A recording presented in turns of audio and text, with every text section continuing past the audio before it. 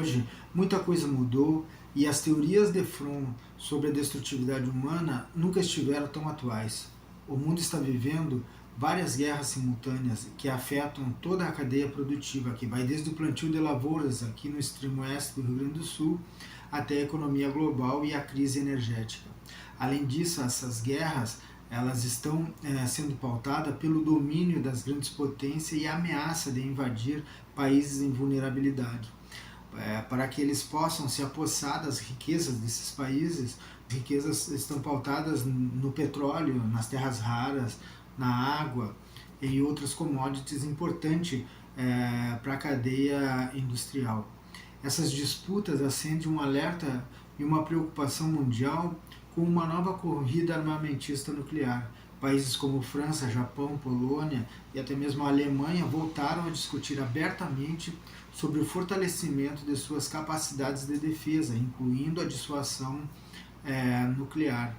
Mas o que Fromm tem a dizer que dialoga com essa agressividade que já vimos é essencialmente humana.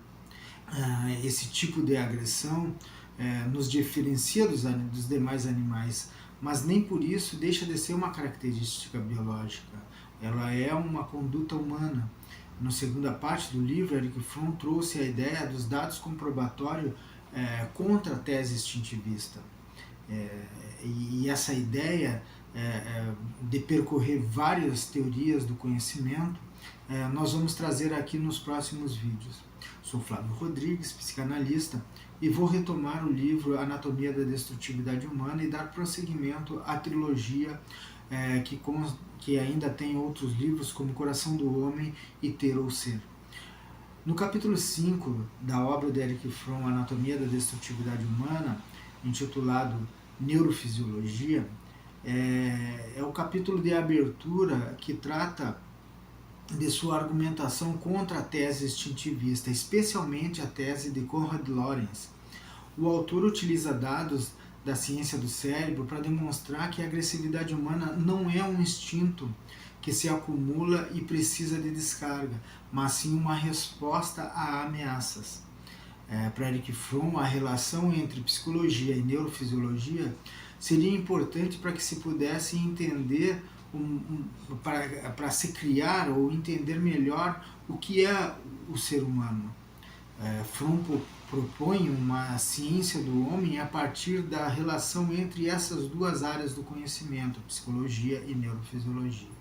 Contudo, na sua época, havia muitas dúvidas sobre essa relação e como se daria essa relação, havendo muitas limitações para uma proposta de conhecimento integrado entre psicologia e neurofisiologia.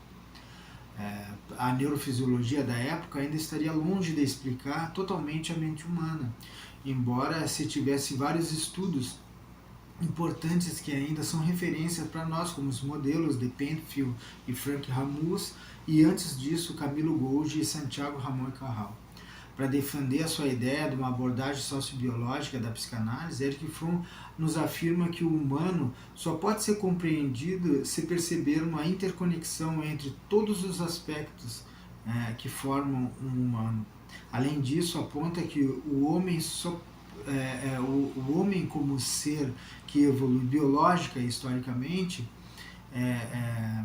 ele sobrevive e evolui a partir de aspectos dinâmicos e de fatores dialéticos. Ao modificar, o homem se modifica e assim sucessivamente. Uma relação incessante entre biologia e historicidade. Ele pensava a partir de uma interdependência e argumentava que as duas ciências poderiam ser compatíveis. Uma hipótese da psicologia não necessariamente poderia contradizer os fatos neurofisiológicos estabelecidos pela neurofisiologia. Para Erich Fromm, a agressividade no cérebro partiria de um sistema dual, por exemplo, a ativação e inibição, e estaria organizado em um sistema dual do cérebro com áreas de ativação da agressão e inibição da agressão, né? Então, áreas que ativariam e áreas que inibiriam.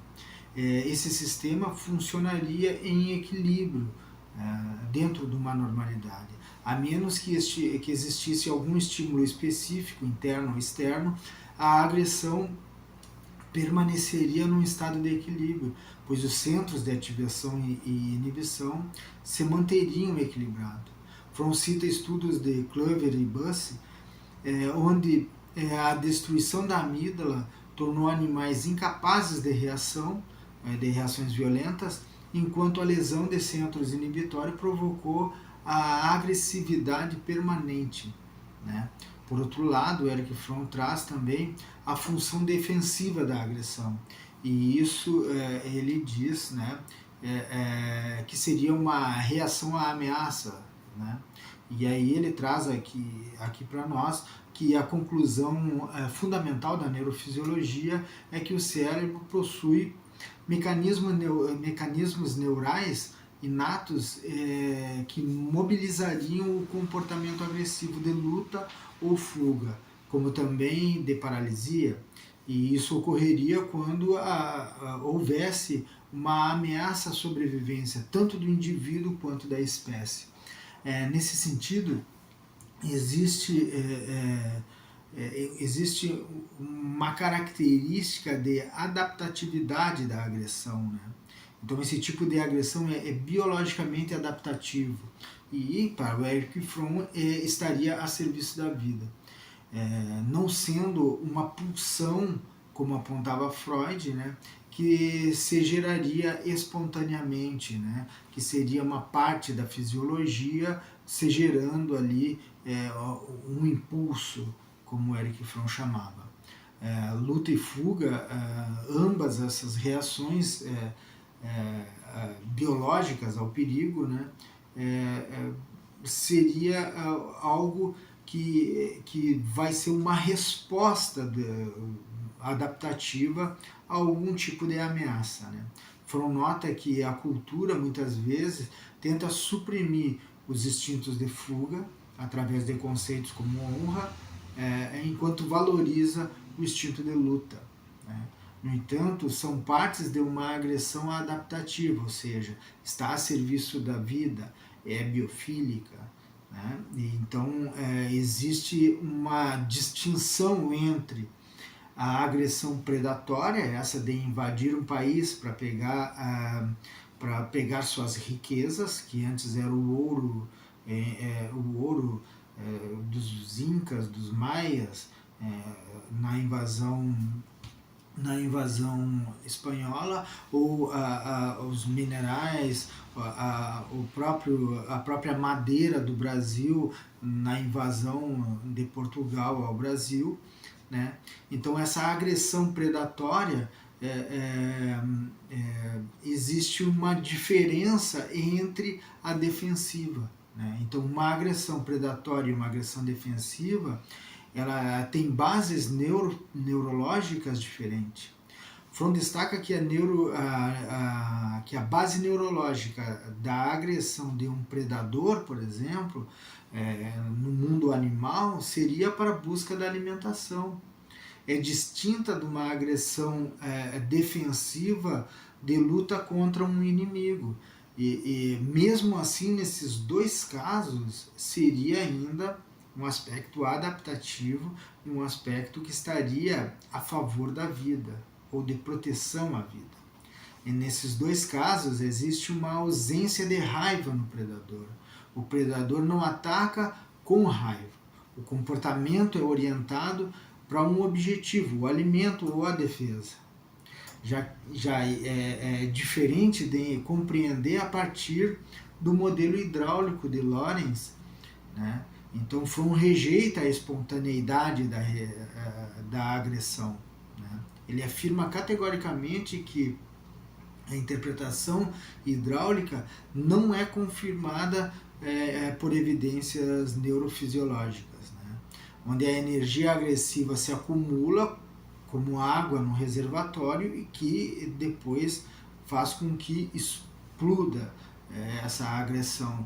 Da mesma forma, não são reações pulsionais, né? Então, para o Erich Fromm, quando ele pensa na questão da psicanálise freudiana, o mesmo que acontece com as ideias de Lorenz, acontece na teoria da pulsão. Para Erich Fromm, o cérebro funciona com base em resposta a algo, né, que desequilibra o sistema. Então, na busca de Erich Fromm, ele não encontrou na literatura evidências de uma energia específica da agressão, como sendo a pulsão de morte, né, algum tipo de pulsão agressiva, que flua continuamente e que cause uma explosão sem algo que a faça se manifestar, sem alguma coisa que a estimule ou algo que faça com que ela apareça.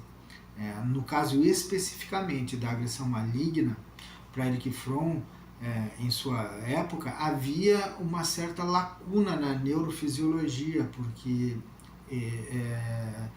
ele, ao estudar a neurofisiologia a partir da literatura e a partir do contato com alguns autores, né, ele afirma que a neurofisiologia estuda a agressão benigna, ou seja, aquela que serve à vida, uma agressão biofílica, defensiva, mas que nada diz sobre a agressão maligna, o desejo de torturar, o prazer de matar, né? Então, essa é uma questão importante, né? Que aí a gente tem que observar que existe o aspecto simbólico, né? Por que Trump quer invadir o Irã agora? Por que Trump foi lá e tomou Nicolás Maduro, né? E tomou a Venezuela? Né? Tudo são questões simbólicas, aonde a gente vê a expansão da China, a expansão tecnológica da China, e vê a China sendo um país autossustentável energeticamente.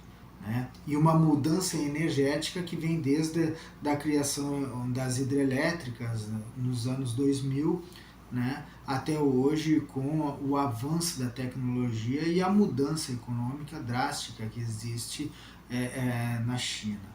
Então, a China é um país em expansão, em crescimento econômico, autossustentável. Nesse sentido, os Estados Unidos, por necessitar do petróleo para gerar a própria economia e uma mudança energética que ainda está longe de acontecer, ele precisou invadir, tomar Nicolás Maduro para que ele pudesse ter o petróleo, para que depois pudesse invadir o Irã e tomar o Estreito de Hormuz, que seria uma ideia aonde ele, como está nos jornais, afirma que a partir do momento que ele tomar o Estreito de Hormuz, ele vai cobrar um pedágio para que o petróleo passe por ali. Ameaçou já também em tomar os navios que estão passando uma pirataria moderna, né? Como ele fez aqui na América Latina. Então, assim, quando a gente pensa na escalada da guerra, e a gente pensa a partir de Erich Fromm, a gente vai pensar que existe uma sociobiologia que é muito importante para que a gente possa fazer a leitura de que existe uma característica simbólica que faz com que esse sujeito se promova a Deus do mundo e se torne uma pessoa que age como, né? Assim como Israel, né? Então essa ideia que a gente percebe nas mídias, nos jornais, onde a leitura sobre Trump, que é que ele está sendo ameaçado de alguma forma, ou teorias da conspiração, em que alguém tem um relatório dele e que o serviço secreto de Israel possa estar ameaçando, são fantasias que a gente produz e que faz com que a gente pense que existe um mal maior, que seria o Bibi e o primeiro-ministro de Israel, que comandaria, e Trump seria um fantoche dele, quando na realidade a carreira empresarial de Trump nos mostra outra coisa. ele não aceita perder, e para o narcisismo dele, as ideias de tomar o Estreito de Hormuz vêm antes com a tomada da Venezuela e do petróleo da Venezuela, para que pudesse manter a economia americana funcionando. Então, a leitura que a gente pode fazer aqui é que, quando o Erich Fromm fala que a neurofisiologia estuda uma agressão benigna, né, e nada diz sobre a agressão maligna no seu tempo, né, ele quer dizer que todos os estudos da sua época apontavam para que existisse uma lacuna na neurofisiologia para explicar por que pessoas como Trump, né, agem como agem, né? Então, nesse sentido, os estudos da psicanálise e outros estudos antropológicos, né, eles vão trazer respostas mais assertivas, mas para Erich Fromm, a sua abordagem sociobiológica, a agressão maligna, e sendo uma especificidade humana, ela tem uma característica biológica no humano, que é a capacidade simbólica e a capacidade de dar significado. E é nisso que a gente está vivendo hoje, em que, em que líderes narcisistas, né, estão tomando países, estão destruindo países e destruindo a própria economia, né? Então, nos próximos vídeos, a gente vai continuar tratando do livro Anatomia da Destrutividade Humana, mas também vamos discutir de forma paralela o que seria a abordagem sociobiológica, e vamos tratar desse tema em um vídeo específico dessa abordagem sociobiológica em Erich Fromm, que está antes dos estudos da sociobiologia, tanto da psicologia evolutiva e da sociobiologia, da abordagem sociobiológica da sociologia evolutiva ou neodarwinismo. Então nós vamos discutir num vídeo específico a abordagem de Erich Fromm sociobiológica, retomando todos os vídeos, para que a gente possa dar continuidade ao nosso estudo sobre a anatomia da destrutividade humana e como a psicanálise social pode auxiliar na leitura do mundo atual. Obrigado, até a próxima.